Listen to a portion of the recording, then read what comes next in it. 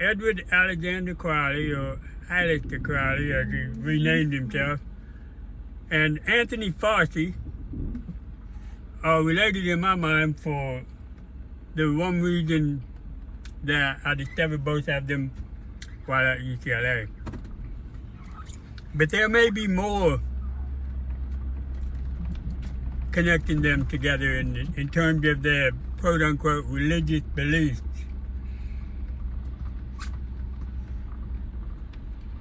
While I was studying chemistry, my religious interests were focused on the Hare Krishnas because they brought the best food to campus. And I thought I understood Christianity at that time, but I didn't. I was more interested in the Rig Vedas, the ancient texts of the Hindus, and the Bhagavad Gita. And I was studying chemistry, and since I was not smoking pot, I smoked it from the age of 15 to the time I went to college, put my mind to sleep, basically. But then when I quit smoking it, of course, my mind became much more active and I had to feed it. And so I fed it with chemistry. I was in love with chemistry, but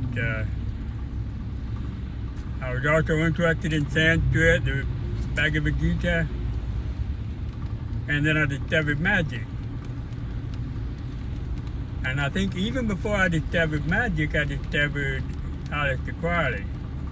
And the way I did that was, I was just in the UCLA bookstore, which is a very nice bookstore, has a nice offering. Just looking for something else to read. The book that I have been reading was Sexual Personality by Camille Paglia. Very interesting book. But I was still looking for something else to start into. And the cover of Aleister Crowley's biography caught my eye. Confessions of Aleister Crowley, reminiscent of Confessions of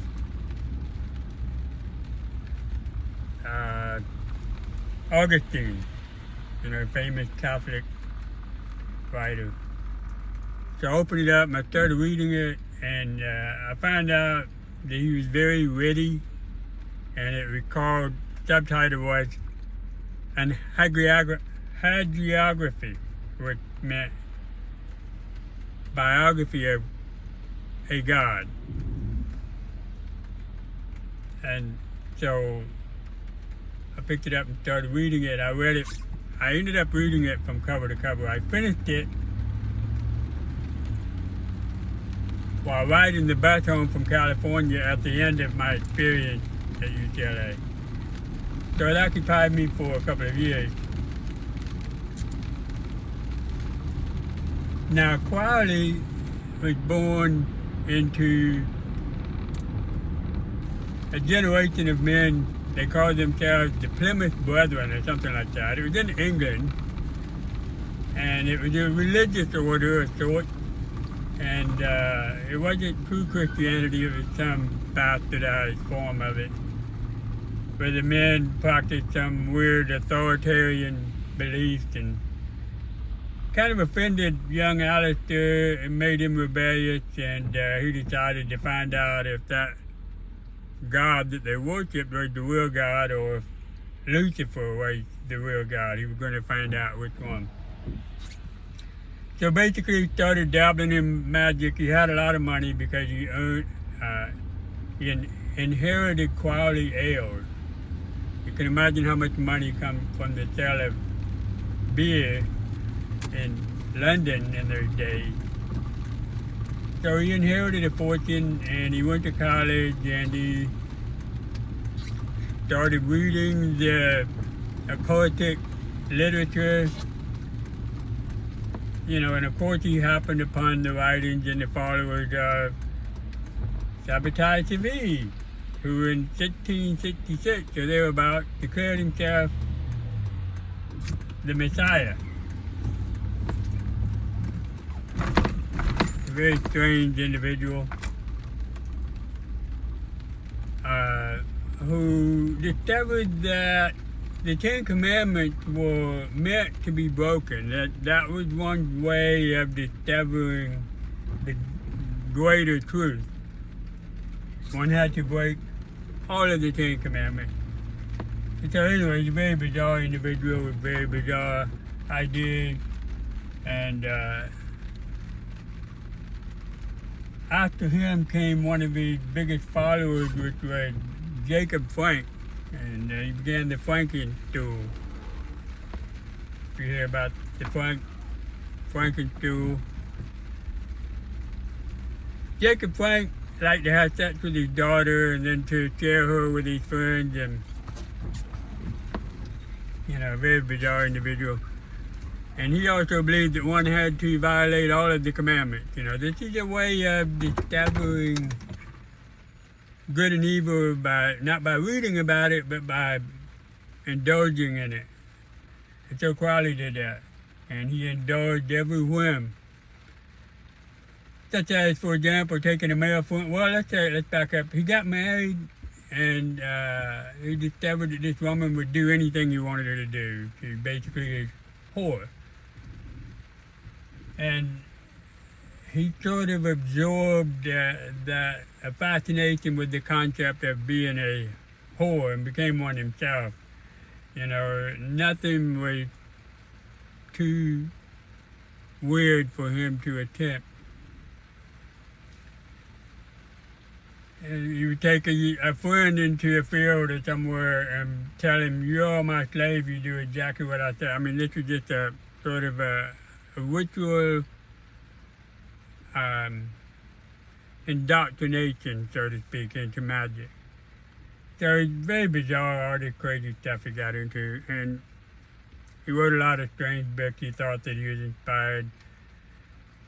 His biography, in my opinion, was written, truthfully, it was written when he was on his near his death. He was heavily addicted to cocaine and heroin. And in my opinion, he was, because along with my idea that when you die, what happens is you wake up and you're before the angels who say, "We know your story, but we want to hear you tell it."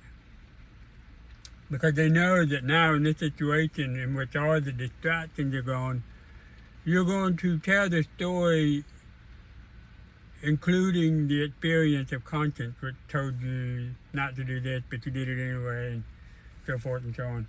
And so, in my opinion, what he was doing was making his last confession before God.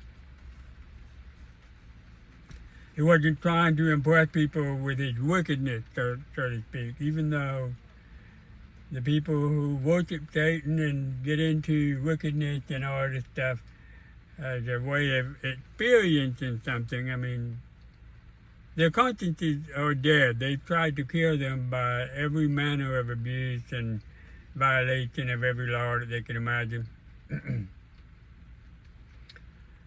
Okay, so that's Aleister Crowley.